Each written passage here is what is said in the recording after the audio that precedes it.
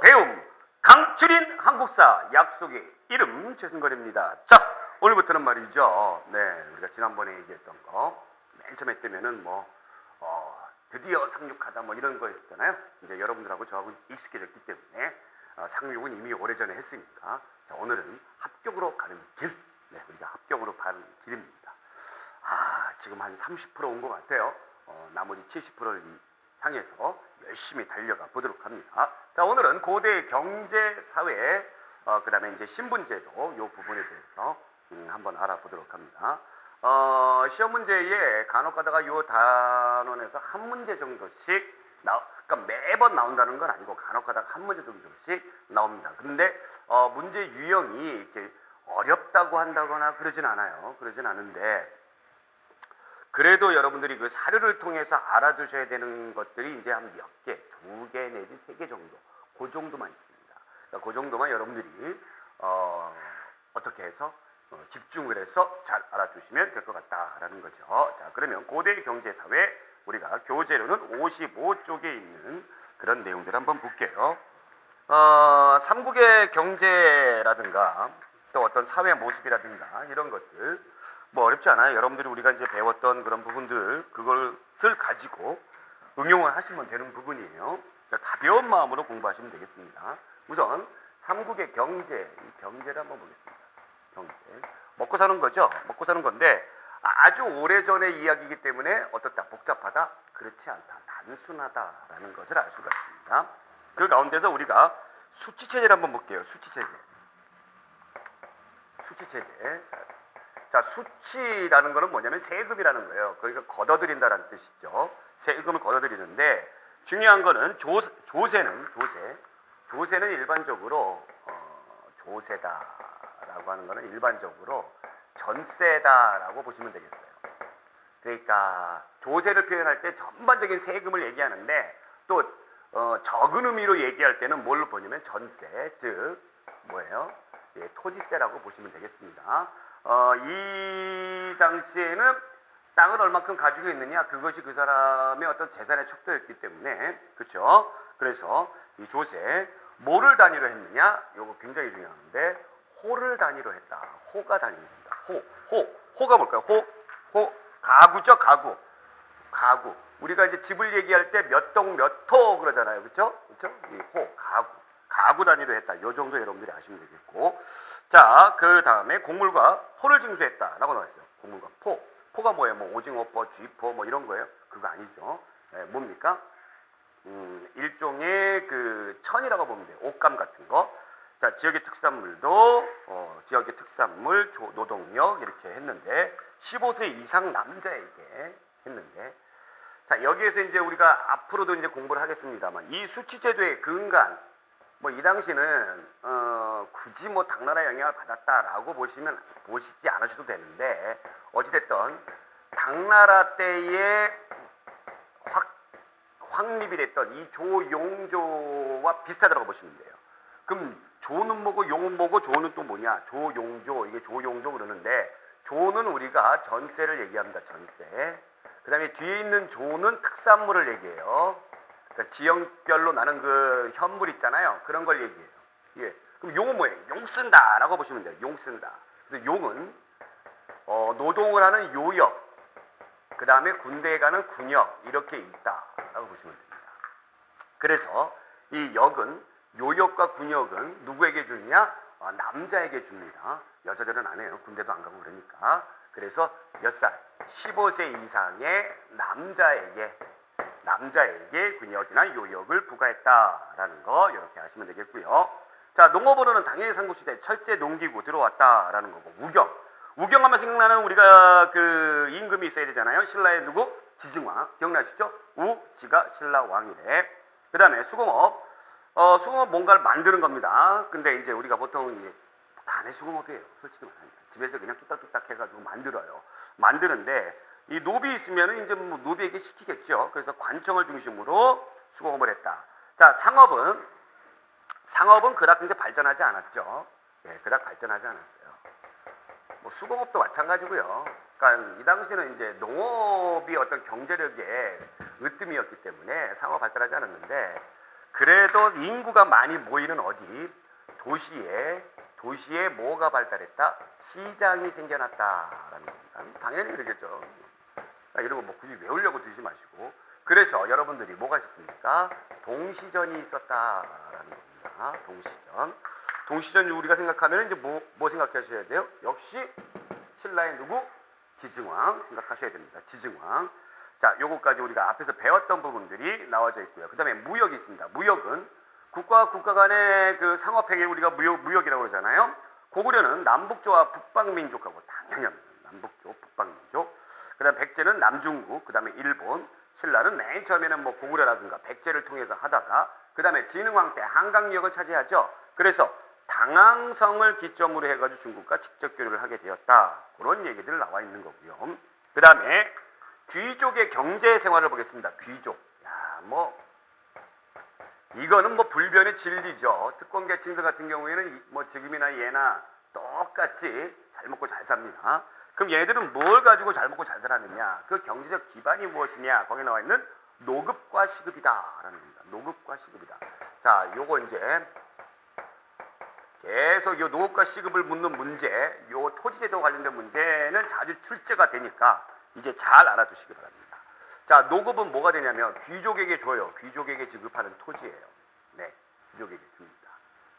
귀족이 됐으니까 이제 뭔가 먹고 살려고 줘야 되겠죠. 원래 이 귀족들은 과거에 모였기 때문에 왕의 입장에서 볼 때는 나하고 경쟁 관계였던 다른 부족의 부족장이었기 때문에 달래줘야 됩니다. 뭘로 달래줘요? 땅으로 달래주는 거죠. 귀족에게 지급을 하는데 뭐를 주느냐? 여기에다가 토지를 주는데 이 토지에 절대로 여러분들이 착각하시면 안 되는 것이 소유권을 주는 것이 아니라 뭐를 준다? 수조권을 준다라는 겁니다. 수조권을 준다. 이 부분이 굉장히 중요해요. 수조권을 준다.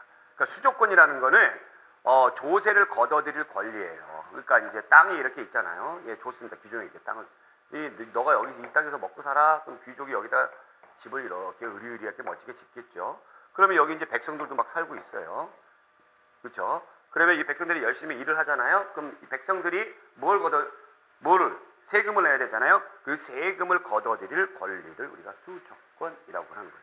귀족에게 주었어요. 수조권을. 여기에 플러스 뭐도 주었느냐? 노동력 징발권까지 줬다라는 겁니다. 노동력 징발권.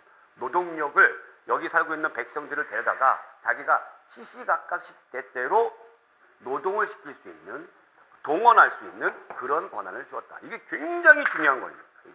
여러분들 여기에 포커스를 맞춰주셔야 돼요. 고대나 뭐 근대나 이렇게 쭉 놓고 봤을 때, 역사적으로 놓고 봤을 때, 아까 제가 얘기했지만은 전세, 뭐 군역 특산물 이거 내는 뭐 조용조 이렇게 나와 있는데, 이것 가운데서 제일 중요시 여겼던 부분은 사실은 뭐였냐면은 인구였어요. 노동력이었어요.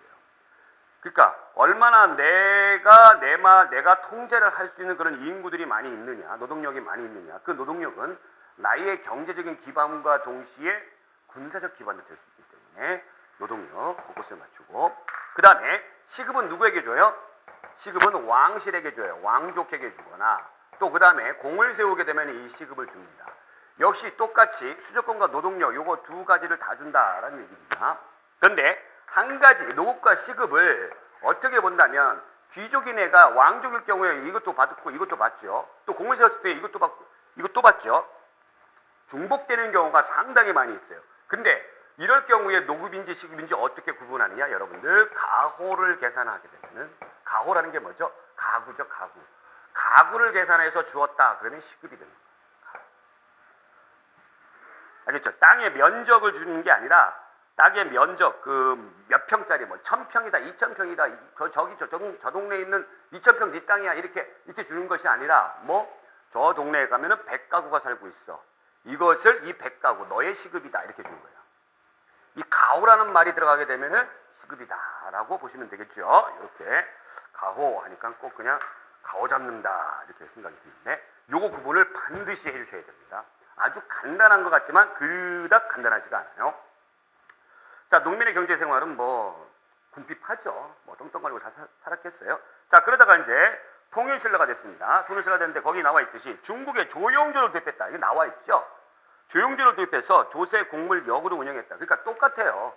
실질적으로 중국의 조용조가 있건 없건 간에 요 세 가지가 기본 그 수치 체제의 기본 틀이다라는 얘기입니다. 근데 당나라 때의 조용조라는 제도를 하면서 보다 체계화시켰다라고 개념을 잡아주셔야 돼요. 자, 조세는 역시 호 단위로 생산량의 10분의 1, 10분의 1. 그 다음에 여기에서 통일신라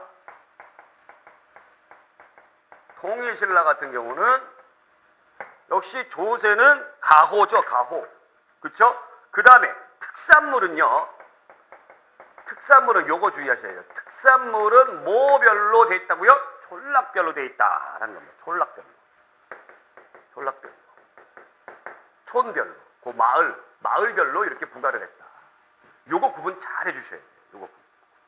역은 군역의 유역이다. 그러니까 여러분들이 조세제도 세 가지를 놓고 봤을 때 우리가 조세제도 그래서 땅에서 걷어들이는 세금 같은 경우에는 가구별로죠. 가구. 그 다음에 특산물, 뭐 대구 같으면 사과, 나주 같으면 배 이런 것들 특산물을 내는 거는 그 촌락별로 촌락. 그 다음에 또 한 가지 요역이라든가 군역은 뭐예요? 인구입니다. 머리예요. 머리. 아시겠죠? 자, 이렇게 되겠다. 그 다음에 아주 잘 나오는 단골 손님이 이제 등장했네요. 민정문서라고 있습니다. 민정문서. 요것을 다른 표현으로는 장적이라고도 해요. 1933년에 거기 어디에서 우리나라에서 나온 것이 아니라 일본에서 발견이 됐어요. 어느 절에서 발견이 됐습니다. 자, 발견이 됐는데 동대사라고 됐는데 중요한 거는 일본에서 발견된 것이 아니라 이게 어디 거냐라는 거죠. 어디 거예요? 서원경이다라는 겁니다. 제가 그래서 지난번에 통일신라 할 때 이 서원경의 위치 한번 눈여겨보세요 라고 말씀드렸던 이유가 이게 나오기 때문에 그렇죠. 이 서원경이 어디예요? 청주에 오늘날의 충북 청주지방. 통일신라 시대 때의 이 민정문서 이거를 했어요. 통일신라 시대. 여러분들 그냥 신라가 아니라 통일신라. 서원경이에요. 했는데 이 민정문서 이건 뭐냐? 촌주가 하는 거예요. 촌주가 매년 조사해서 3년마다 한 번 작성을 하는 겁니다. 리포트 쓰는 거예요. 그럼 3년마다 한번 작성하기 위해서 매년 조사를 해야 되겠죠? 그래서 중앙에 보고하는 거예요. 그러면 그 마을에 촌주가 다스리는 그 마을에 모든 것이 들어가 있다라고 보시면 돼요. 모든 것이 들어가 있다. 모든 것. 모두 들어가 있냐? 뭐가 들어가 있냐? 인구. 엄청나게 중요하죠. 그 다음에 토지. 그 다음에 가축.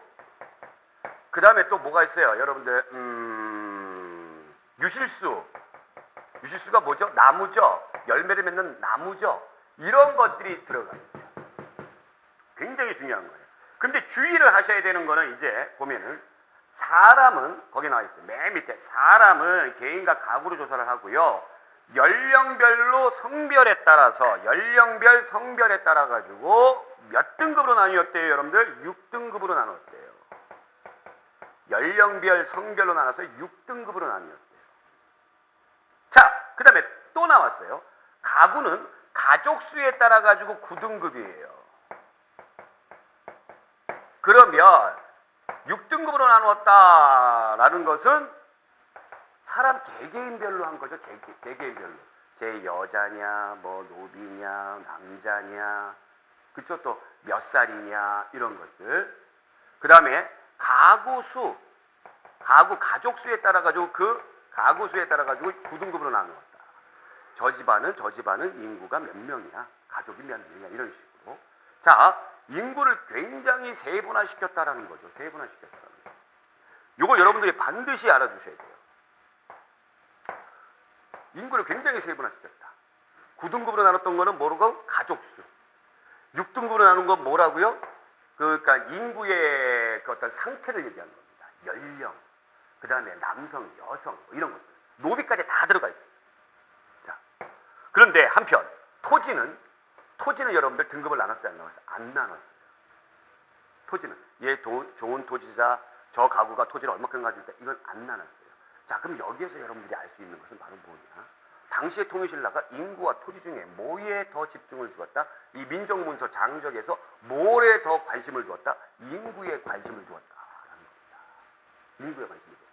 이거 대단히 중요해요. 그러니까 꼭 알아주세요. 아시겠죠? 자, 그러면 토지를 등급화시켰던 거는요, 언제 가서 등급화시키냐면 여러분들 세종 때 가서 이른바 공법이라고 그러죠. 전분육 등 연분구 등 이렇게 토지는 고 형태로 나는 걸 조선 초기 때에 언제? 네, 조선 초기 때 세종 때 했다라는 겁니다. 그럼 토지 한번 보겠습니다, 여러분들. 관모답과 마전은 국가 수조지이며 내시령답과 촌주 위답은 관료전 연수 유답은 백성이 소유한 정전과 동일하다 이렇게 되어 있습니다. 여기 이제 민정문서에 토지의 명칭이 나오는데 이거 여러분들 뭐 외우실 필요 없어요. 관모전, 그 다음에 마전 이렇게 되어 있죠. 자, 그 다음에 또 뭐가 있어요? 내시령답과 촌주위답. 내시령답과 촌주위답.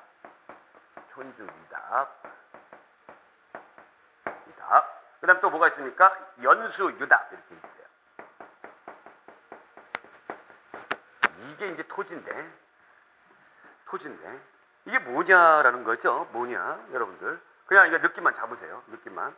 관모정, 관청에서 운영하는 토지예요. 관청의 경비를 담당하기 위해서. 관. 마전, 말이죠. 말. 예, 말을 운영하기 위해서. 자, 내시령이라는 벼슬의 이름입니다. 내시령이라는. 그럼 그 사람에게 내린 토지고, 촌주유답은 누구에게 내진 토지겠어요? 촌주에게 주는 거죠. 촌주. 그 다음에 연수유답이 요게 백성에게 주는 토지. 정전하고 비슷해요. 자, 이렇게 토지의 명칭을 여러분들이 잘 기억해 주시면 될 것 같고요. 자, 유의점 한번 보겠습니다. 한 명의 촌주가 보통 4개의 촌락을 다스린대요. 한 명의 촌주가 4개의 촌락을 다스린대요. 그러니까 여러분들 촌락별로 다 촌주가 있는 거예요, 아닌 거예요? 아니죠.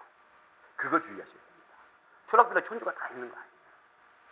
아시겠죠? 예, 그 뭐 어떤 촌 같은 경우는 뭐 촌이 조그만 수도 있고 그렇잖아요, 그렇죠? 그래서 모든 촌에 촌주가 있는 것은 아니다. 그거. 그러면 이 촌주는 국가에서 임명한 관리예요?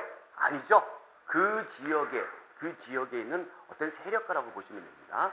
좀 뭐 존경받고 뭐 그런 가문들 있잖아요. 뭐 시골 가게 되면 뭐 동네 이장내다 뭐 이런 식으로 그렇게 보시면 돼요. 중앙에서 임명한 관리 아니다라는 거. 자, 그러면 이제 그 밑에 여러분들이 토지제도가 있습니다. 시급과 노급 나와 있죠. 수조권 및 노동력 증박권을 부여했다. 그 다음에 이제 관료전이 있는데, 자, 우리가 이제 관료전도 우리가 지난 시간에 공부했어요, 안 했어요? 했죠. 언제 했어요? 신문학 나올 때 했죠. 신문학이 뭐 하기 위해서? 왕권을 강화하기 위해서 이것을 했다. 관료전은 어디 갔습니까? 여기? 여기 있네요. 관료전은 귀족들이 주는 이 노급을 이거를 폐지를 하고 이걸 폐지하고 뭐만 주는 거예요? 노동력 이거 안 주고 뭐만 주는 거예요? 수조권만 주는 거예요. 수조권만. 노동력 증박권은 없어요. 그러니까 왕권이 강했던 신문왕 때나 할 수가 있었던 것이죠. 그러다가 여러분들 정조는 성동왕 때 실시됐고, 제가 성동왕이 통일신라 이후에 가장 왕권이 정점에 가 있던 왕이라고 그랬죠. 그렇죠? 그 이후에 떨어지게 되는 거예요. 떨어지게 돼가지고 나중에 경덕왕 돼가면 관료전이 폐지가 되고 뭐가 된다? 다시 노급이 부활하게 된다라는 겁니다. 그래서 노급, 관료전, 노급 이런 어떤 흐름을 보이고 있다라는 거 여러분들 기억해 주셔야 돼요. 아시겠죠? 자, 그런 내용들이고요. 산업별 모습을 보겠습니다. 밭농사 중심이죠. 뭐 산에도 뭐 밭 뭐 이런 게 밭이 많이 있으니까 이 농사가 이제 벼농사 같은 거 이제 짓기가 좀 힘들었던 것이죠. 시비법이 없어요. 시비법이 없다. 자, 지우고 시비법이 없다. 시비법이 뭐죠? 시비법? 비료 주는 법이에요. 비료. 자, 여기에서 말하는 시비법, 시비 건다. 그것이 아니라 비료를 주는 거죠. 자, 비료를 주는 건데 비료를 과연 어떤 것을 줘야 되느냐 잘 몰랐어요. 초창기 농사 지을 때니까. 그렇기 때문에 이것이 발달하지 않았기 때문에 뭐가 생기는 겁니까? 휴경지가 많이 생긴다는 얘기죠. 이 땅에도 지력이라는 게 있죠. 지력이라는 게 있어요. 그래서 매년마다 농사 지을 수가 없어요. 그러면 땅 속에 있는 양분이 다 어떻게 돼요? 이 식물에게 빨려 들어가는 거 아니에요? 그러면 이제 어떻게 됩니까? 그 다음에는 이 땅이 척박해지기 때문에 농사를 지을 수가 없어요. 그래서 쉽니다. 그 쉬게 냅두는 걸 우리가 휴경지라고 불러요. 그래서 돌아가면서 농사를 짓더라라는 얘기예요. 돌아가면서 농사를 짓는 거 우리가 윤작법이라고 그러거든요. 윤작법. 자, 그래서 12법 휴경법이 시행됐다. 차가 도입되고요. 중국으로부터. 수공업은 뭐 똑같죠. 뭐 장인 이런 거고. 상업은 통일신라 시대 때의 상업은 통일신라 시대 때 좀 더 넓어지잖아요. 우리가 시장이 수도인 어디에? 경주에 동시전이 있었죠. 그렇죠? 여기에 추가가 되는 거예요. 발전이 되니까 뭐 서시전, 남시전 이렇게 추가가 되더라라고 보시면 되겠습니다. 자, 무역 보겠습니다. 역시 통일신라 시대의 무역은 어느 나라하고 자꾸 하려고 해요? 당나라랑 당과의 무역입니다. 당과의 무역이 제일 커요. 당과의 무역. 그러면 당과의 무역을 많이 하게 되는데 그 무역도를 제가 조금 이따가 보여드리겠습니다만 가장 빨리 가는 것은 당항성에서 어디에서? 당항성에서 어디로? 산둥반도로 가는 것이 가장 빨리 가는 길이다라는 겁니다. 그럼 여기에다가 우리가 이제 약간의 지도를 또 그려보도록 할게요. 약간의 지도를 그려보도록 하겠습니다. 자, 대충 여러분들이 이제 자꾸 눈에 이제 들어와야 돼요. 당항성이 어디냐면 당항성이 여기에요. 여기 오늘날의 이제 화성지방이에요. 여기 산둥반도죠. 여기서 가는 게 제일 빠르다라는 거죠. 전남 영암을 거쳐가지고 또 이렇게 가는 길도 있고 어쨌든 여기가 당항성. 왜 이름을 당항성이라고 했을까요? 이 당나라로 향하는 그런 곳이다. 당항성이라 했을까? 자, 그 다음에 이제 여기 경주 여기 바로 밑에 여기가 이제 울산이 있는데 이 울산항이 통일신라 시대 때는 최대 항구예요. 최대항. 왜 그러냐면 수도와 가깝기 때문에 그래요. 그거는 그냥 여러분들 그 법칙이라고 보시면 돼요. 수도가 가깝기 때문에 여기가 최대 항구예요. 아시겠죠? 자, 이렇게 해서 당나라하고 깊은 이런 어떤 관계를 맺다 보니까 신라 사람들이 당나라에 많이 이제 가게 되는 거죠. 여러분들 잘 아는 요 산둥반도 제일 많이 가니까 여기에. 그래서 신라 사람들의 마을인 뭐 신라방, 신라촌. 그 다음에 신라 사람들 종교가 뭐죠? 불교죠. 그래서 신라 사람들을 위한 불교 사찰 신라원. 또 신라 사람들 어떤 문제가 생겨요. 그걸 또 해결해 줘야 되겠죠. 오늘날의 그 뭐 대사관, 공사관 같은 신라소 이런 것들이 있었다라는 거 아시면 되겠습니다. 참조로 계림토 출토 장식 보검이 있는데 계림로에서 출토 장식 보검이 있는데 이 보검이 뭐가 있냐면은 중간에 홍마노라는 보석이 박혀져 있대요. 빨간 보석이 보검에. 그러니까 보검이라니까 보석이 박혀져 있는 보검이죠. 이 보석에 박혀져 있는 거는 당시 이쪽에서는 그렇게 하지 않았다는 거죠. 그럼 어디입니까? 이 탄자 들어가는 나라죠. 지금 뭐 그러니까 우즈베키스탄, 카자흐스탄 또 뭐가 있죠? 그쪽 뭐 투르크메니스탄, 그렇죠? 그런 나라들 그걸 중앙아시아라고 하잖아요. 이 중앙아시아에서 주로 사용을 했던 것이죠. 그래서 중앙아시아하고도 교역을 했구나 신라가 이런 것들을 또 알 수가 있고요. 장보고는 여러분들 너무 잘 아시니까 뭐 청해제 설치하고요. 그 다음에 장보고가 지은 절 법화원이 있었다. 뭐 귀족들은 이게 사치 생활을 하겠죠. 네, 니나노 사치 생활합니다. 그러면서 이제 집에다가 금입택, 금을 입혀요. 그 다음에 사절유택 이게 뭘까요? 계절별로 집을 져요. 계절별로. 그럼 몇 계절이에요? 4계절이잖아요. 그래서 사절유택이에요. 이런 걸 두고 우리가 뭐라고 불러요? 돈지랄이라고 그러죠. 돈지랄. 예. 그래서 흥덕왕 때 사치 금지령까지 내렸으나 소용이 있어요? 없어요? 없더라라는 얘기입니다. 발해 경제 신라하고 그닥 다른 점이 없어요. 근데 그 밑에 보시게 되면은 역시 산둥반도에 발해관이 설치가 돼 있다. 또 일본하고 대규모 무역을 했다. 이렇게 돼 있는데 여러분들이 무역품에 대해서 우리가 한번 잠깐 보겠습니다. 중국하고 우리나라하고 무역을 할 때는요. 여기 이제 발해잖아요. 발해는 이쪽은 아무래도 유목민족이죠. 그래서 얘네들의 주로 수출품은 가축이에요. 가축 갖다 줘요. 가축.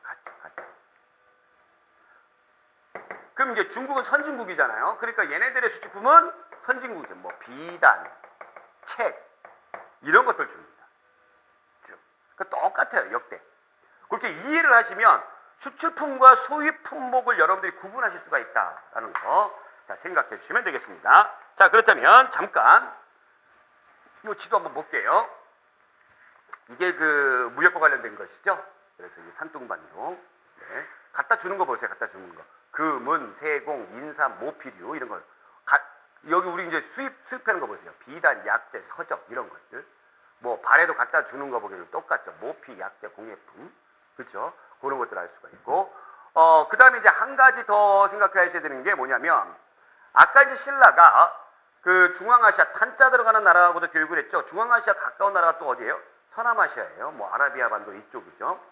그쪽하고도 교육을 했으면 알 수가 있는데 이 신라 경주에서 경주에서 이 아라비아 상인들이 들어와요.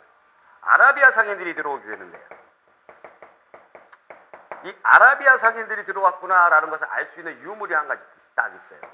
괴릉에 가잖아요. 괴릉에 가면 무인상이 있습니다. 무인상이 딱 이렇게 있는데 신라 경주에 무인상을 딱 보니까 이 동양 사람 얼굴이 아닌 거죠. 예, 동양 사람 얼굴이 아니에요. 예, 이렇게 보세요. 동양 사람 얼굴이 아니에요. 아, 저쪽 사람들 얘기예요. 아라비아 사람들. 아, 얘네들하고도 깊은 어떤 교육을 했구나라는 것을 알 수가 있습니다. 이 고대 사회에는요, 폐쇄적인 사회가 아니라 굉장히 개방적인 사회였어요. 특히 무역에 있어서는 개방적인 사회였고요. 또 특히 이 당시 비잔틴 제국, 그 당시 비잔틴 제국이라고 하고 이제 또 동로마 제국이라고 그랬는데 동로마 제국에서 아주 그 비싸게 관리가 됐던 것이 있어요. 그게 바로 뭐냐면 유리입니다. 유리. 이 유리잔, 유리컵, 이것이 유리병, 이것이 신라에도 나왔어요. 이것을 잘못 해석하면 이제 딱 나왔는데 이거 잘못 생각하면 어떻게 나오냐면 문제에 신라가 유리를 만드는 기술이 있었다. 아닙니다. 아니에요. 그러니까 이런 아라비아라든가 중앙아시아를 거쳐서 먼 동로마 제국의 그런 제품까지도 신라가 받아들였다라는 것을 알 수 있는 거예요. 아시겠죠? 이것들이 있었다. 이렇게 생각하시면 되고 인도하고도 교육을 했습니다. 인도하고도 교육을 해서 신라 사람들이 카레를 이 당시에 먹었다라고 하죠. 카레. 자, 그러면 고대의 신분 제도 한번 볼게요. 능력보다는 출신이죠. 네, 뭐 고대는 그냥 능력보다는 출신이에요. 다 아시는 거겠지만 내가 아무리 잘나면 뭐해? 내가 신분이 노비야. 그럼 그냥 노비 생활로 그냥 쭉 가는 거죠. 자, 그러면 여기에서 우리가 주목해 주셔야 되는 호민이라고 있습니다. 호민이 뭘까요? 호민. 뒤에 백성민자가 들어갔다고 해가지고 여러분들 백성민자가 들어갔다고 해가지고 얘를 일반 백성을 생각하시면 안 되는데 경제적인 부유층입니다. 이 부유층 아래에 뭐가 있습니까? 하호가 있어요. 이 호민이나 하호라는 명칭은 주로 어디에서 사용하냐면 부여와 고구려에서 주로 사용하는 명칭이에요. 그러니까 일반 백성들, 농사짓는 백성들을 하호라고 보시면 됩니다. 하호.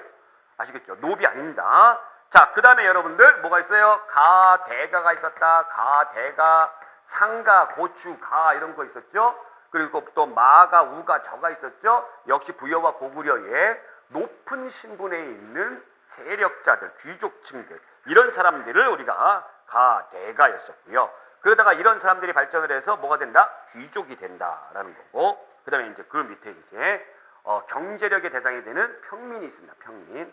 이 사람들이 군대 가고 이 사람들이 노동력 증발되고 이 사람들이 세금을 내는 거예요. 천민들, 천한 사람들, 천민 중에 제일 많은 수를 이루는 것은 역시 노비다라는 거죠. 자, 여기에서 우리가 한 가지 기억해 주셔야 되는 거는 이런 가대가 같은 그런 사람들이, 부족장들이 나중에 중앙집권하게 되면서 귀족이 된다라고 그랬죠. 귀족이 된다라고 그랬죠. 자, 그럼 이 귀족들은 전쟁이 일어났을 때 어떻게 합니까? 전쟁이 일어났을 때 특별 신분이니까 어떻게 해요? 전쟁터에 나가요, 안 나가요? 안 나가요. 이 생각하시면 안 됩니다. 고대는요, 귀족들은 전쟁에 참여를 합니다. 전쟁에 참여를 해요. 이거 여러분들이 기억해 주세요. 고대의 귀족들은 전쟁이 일어나면 뭐 안 나간다, 유리조리 빼고 뭐 하고 내 아들을 뭐 전쟁 뭐 군대에서 빼고 그러지 않아요. 그러지 않아요. 전쟁에 참여를 한다는 거죠. 거기에서 공을 세웁니다.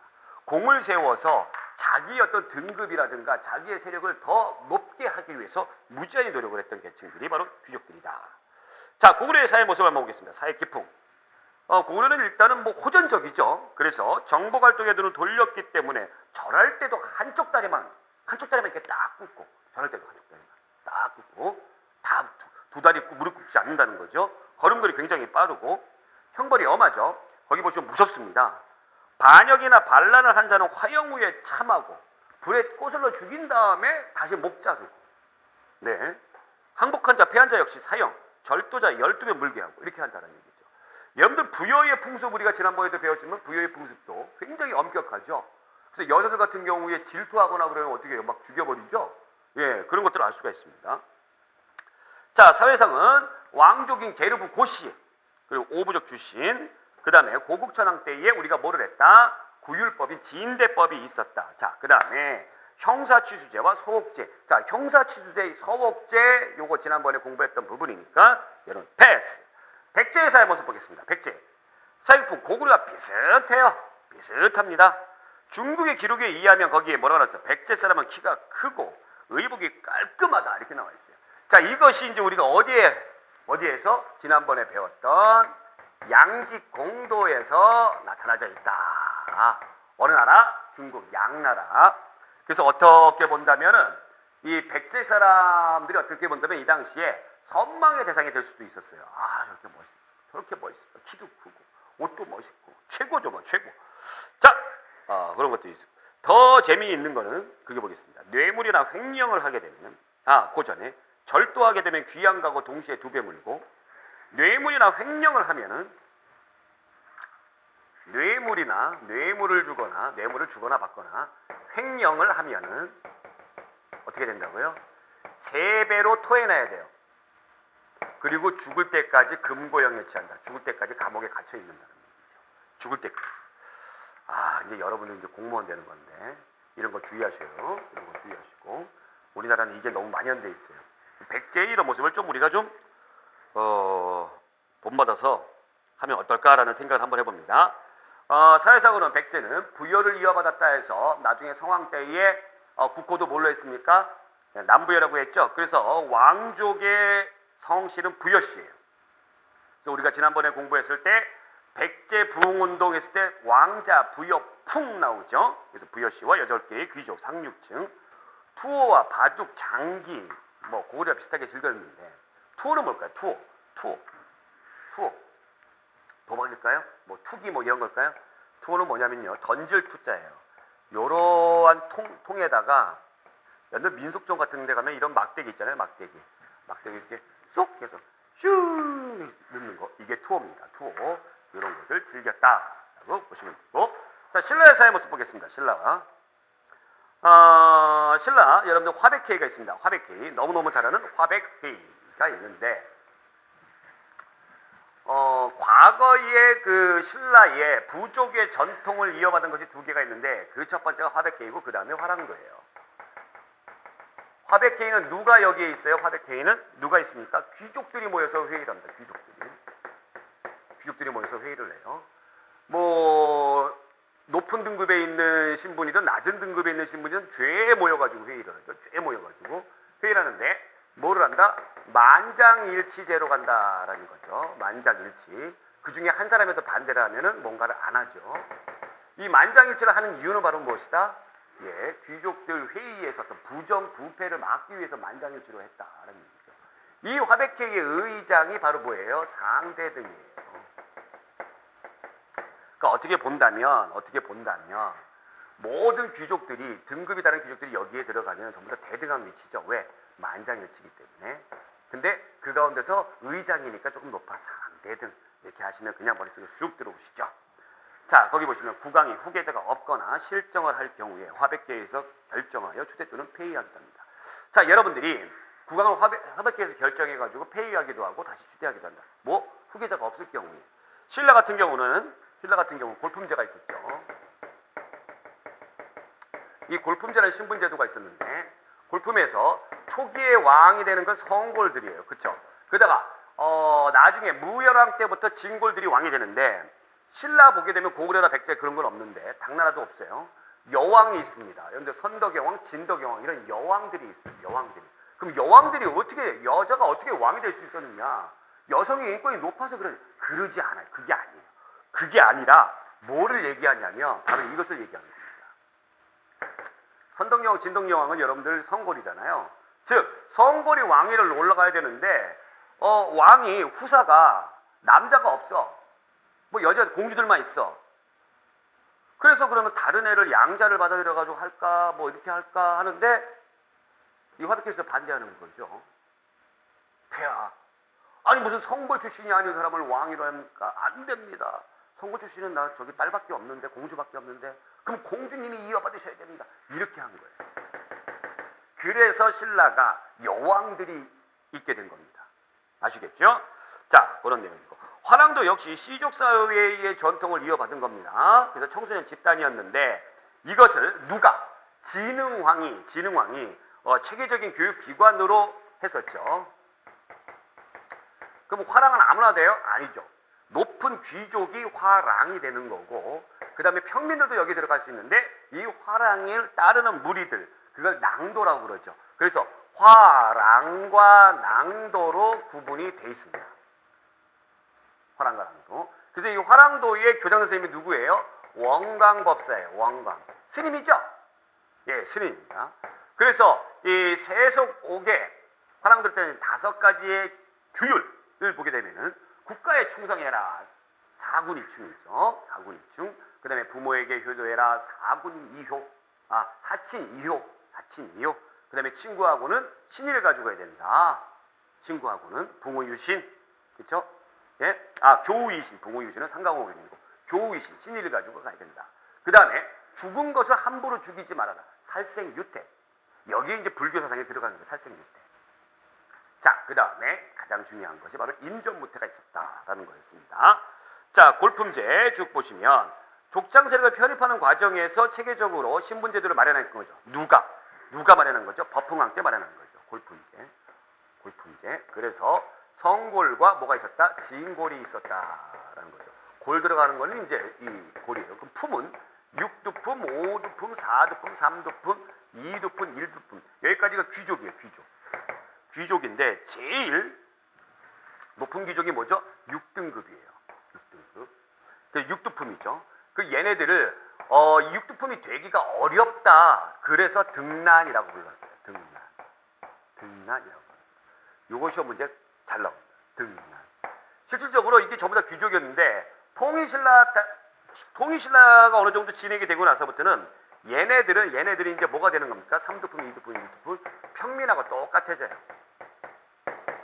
평민하고 똑같아집니다. 그런데 이 골품제는 굉장히 폐쇄적인 제도이기 때문에 아무리 잘나도 올라갈 수 있는 것이 한계가 있었죠. 특히 6두품 같은 경우는 6등급인 어디까지만? 아찬까지만 올라갈 수 있어요. 아찬까지만. 더 올라가고 싶어도 못 올라가요. 그 얘네들은 이 아찬이 그러니까 쉽게 말하면 오늘날에 차관 정도라고 보시면 돼요. 차관, 장관 밑에 차관 정도라고 보시면 돼요. 그러니까 지방을 다스리는 어떤 지방관, 수장 이런 거 못 돼요. 네, 이런 거 뭐 도독이라든가 이런 거 못 돼요. 그 다음에 그 장관급 이런 것도 그 어떤 부서를 책임지는 그런 것도 할 수가 없어요. 그러니까 불평불만이 많았던 거죠. 그래서 당나라 유학을 많이 가고 그 다음에 나중에 가서는 반신라 세력으로 성장하게 되었다라는 거죠. 교재 61쪽에 여러분들 골품제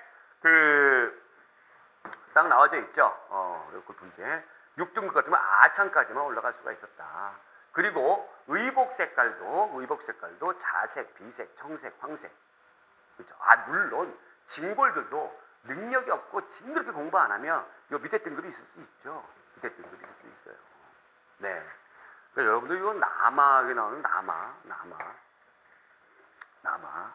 나마라는 말 한번 그냥 기억해 두세요. 뒤에 나와요. 예, 관등명이죠. 최고의 관등은 뭡니까, 여러분들? 이벌차. 그러니까 일단은 찬자 들어가면 좀 높은 것 같아요. 찬자 들어가면 찬. 그렇죠? 6등급 아찬까지. 있었다라는 겁니다. 자, 그러면 이제 시험에 꼭 나오는 예제를 풀어보도록 해요. 자, 다음은 고구려 후기의 조세제도이다. 이에 대한 내용으로 옳은 것은, 자, 나오면 약간 이렇게 어렵게 나올 수가 있어요. 포목 5필과 곡식 5소을 인세로 낸다. 인세로 낸다. 예, 세금이죠. 유인의 경우 3년에 한 번 10사람이 합쳐서 가는 배 한 필을 낸다. 유인이 뭘까요? 유인 한자를 다 보니까 떠돌아다니는 사람. 일종의 거지라고 보시면 돼요. 거지. 3년에 한 번씩 내는데 거지들은 그 혼자 내게 못하고 10사람 합해가지고 낸다는 거죠. 능력이 안 되니까. 자, 그러면 맞는 것을 골라라. 이 시기의 수치의 중심을 이룬 것은 인세이다. 인세. 사람이 중요한 거죠. 사람. 그렇죠? 네, 맞습니다. 인세의 수치는 3년마다 일률적으로, 아니죠. 누구한테? 유인에게 아닙니다. 조의 수치는 호의 등급을 기준으로 이루어진다. 이거 맞는 얘기죠. 근데 여기에 나와 있어요? 안 나와 있어요? 안 나와 있어요. 그러니까 기초 지식이 있느냐 없느냐 이렇게 됩니다. 기초 지식이 있느냐 없느냐. 그러니까 별로 이런 문제가 좋은 문제는 아니에요. 근데 좋다 안 좋다를 우리가 따질 건 아니잖아요. 그죠? 일반민에 비해 유인의 조세 부담이 상대적으로 컸다. 굉장히 약했죠. 그래서 기역과 디귿. 정답 2번. 자, 2번 문제. 미친 기역 리을에 대한 설명으로 옳은 것은 문무왕 8년 김유신에게 태대 각간의 관등을 내리고 시급을 줬습니다. 공시이니까 시급을 주죠. 시급을 주는데 뭘 줬어요? 500호를 주었대요. 이거 딱 보세요. 시급 500호를 줬다. 가구잖아요. 가구. 예, 가구 수의 단위로 주는 거죠. 땅의 넓이를 주는 게 아니죠. 신문왕 7년에 문무관료들에게 관료전을 차등 있게 주었다. 관료전. 그 다음에 신문왕 9년에 내관료의 노급을 혁파하고 폐지했다는 얘기죠. 그죠? 그 다음에 매년 조를 주었다. 그냥 월급식으로 곡식을 주었다는 얘기죠. 성도왕 21년에는 처음으로 백성에게 정전을 지급했다. 이게 소유권이라고 제가 정전 얘기했죠. 정전, 소유권. 백성들에게는 소유권이에요. 자, 기역. 조세를 수취하고 노동력 징발할 수 있는 권리를 부여했다. 시급. 네, 그렇죠. 니은. 하급관료와 군인의 유가족에게 지급했다. 니은. 하급관료, 군인의 유가족. 노급. 아니죠. 이거 뭐예요? 여러분들 이거는 구분전이에요. 이 설명은. 나중에 이제 배우겠지만 고려의 전시과 제도 중에 하나입니다. 구분전. 그 다음에 디귿. 전쟁에서 큰 공을 세운 사람에게 공로의 대가로 주었다. 아, 니은이 관료전이었네요. 어찌됐건 틀렸네. 그지? 노급, 디귿. 전쟁에서 큰 공을 세운, 노급 주는 것이 아니라 뭘 줘요? 시급을 주는 거죠. 공을 세운 사람, 시급. 왕권이 약화되는 배경이 됐다. 정전의 왕권의 약화예요? 아닙니다. 왕권의 강화예요. 예, 왕즉토의 어떤 사상이 있습니다. 왕이 곧 백성들에게 직접 토지를 줬다는 것은 국가가 직접 백성들을 관리하겠다는 얘기죠. 그렇죠? 그러면서 그 백성들이 먹고 살게끔 땅을 주고 그 대신 백성들에게 직접 뭐를 하다는 얘기예요? 수조권 행사를 한다는 얘기입니다. 이런 관리들이 하는 것이 아니라. 아시겠죠? 자, 그래서 정답은 몇 번? 1번. 자, 3번. 통일신라 시대의 민정문서, 장적에 대한 설명을 옳지 않은 것은 인구 가오, 노비 및 소와 말의 증강까지 매년 작성했다. 이게 여러분들 헷갈리시면 안 돼요. 매년 작성했다? 매년 작성이 아니라 뭐? 조사. 매년 조사. 3년마다 한 번 작성이에요. 토지에는 연수유전답, 촌주, 위답, 내시량답이 포함되어 있다. 그렇다. 사람은 남녀로 나누고 연령을 기준으로 해서 6등급으로 구분하였고, 그 다음에 가구의 인구 수에 따라 가지고 어떻게 9등급으로 나뉘었었죠. 호는 상상호에서 하하호로 9등급으로 하였다. 이게 틀렸죠. 이거 뭐예요? 상상호, 하하호 이렇게 쭈쭈쭈쭈쭈쭈쭈 나오는 거. 이거 맞네요. 그쵸? 호. 네, 가구죠, 가구. 그래서 9등급. 네, 맞습니다. 예, 맞아요. 이걸 여러분들이 뭘로 착각할 수 있어요? 나처럼 이렇게 착각할 수 있어요. 연분 9등. 연분 9등 이렇게 착각할 수 있어요. 그래서 연분 9등, 전분 6등 보면 뭐 상상년, 하하년 이렇게 나오거든요. 네, 이렇게 착각할 수 있어요. 그러니까 많이 하는 것이 선생님처럼 이렇게 독이 될 수도 있습니다. 그러니까 끝까지 읽어보셔야 돼요. 그게 실수를 방지할 수 있다. 맞는 얘기죠. 가구에 따라서는 9등급. 그죠? 그 다음에 사람의 상태에 따라서는 6등급. 정답 1번. 자, 그 다음에 보너스 문제 볼게요. 보너스 문제. 삼국시대의 귀족에 대한 설명을 옳지 않은 것은 귀족. 국가로부터 토지와 노비를 받았다. 그렇죠. 관직 질주리나 귀족회의를 통해 정치에 참여했다. 그렇죠.